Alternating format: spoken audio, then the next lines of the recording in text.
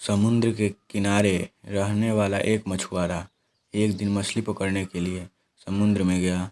उसने जाल को समुद्र में डाला और इंतज़ार किया। थोड़ी देर में जब जाल भरने लगा, मछुआरे ने तब जाल को बाहर निकाला। जाल में एक दो मछलियाँ के साथ साथ एक शीशा भी अटका था।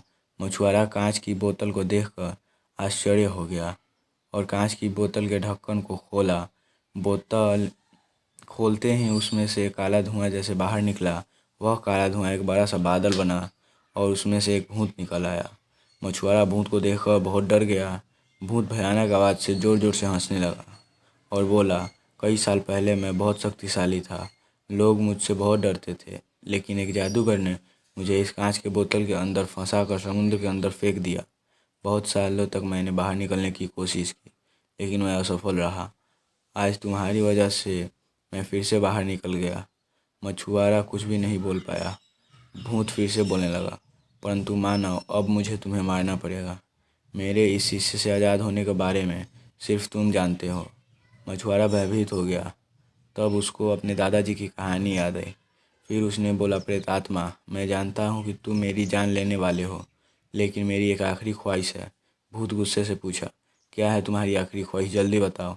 मछुआरा बोला, प्रेतात्मा, तुम इतने बड़े पर्वत जैसे हो, मुझे समझ नहीं आया कि तुम इतनी छोटी सी शीशे में कैसे घुस गए। यह बात मेरी समझ के बाहर है। क्या तुम मुझे दिखा सकते हो कि यह मुमकिन कैसे है। बहुत सालों के बाद बाहर निकलने की खुशी में भूत अपने बुद्धि खो बैठा और मछुआरे को उस सवाल का जवाब देना चाहा। तुम मूर्ख मनुष्य के ऐसे ही सवाल होते हैं। हा हा हा हा। अब तुम देखो, मैं इतना बड़ा होने के बावजूद इन चीज़ों में कैसे घुस सकता हूँ।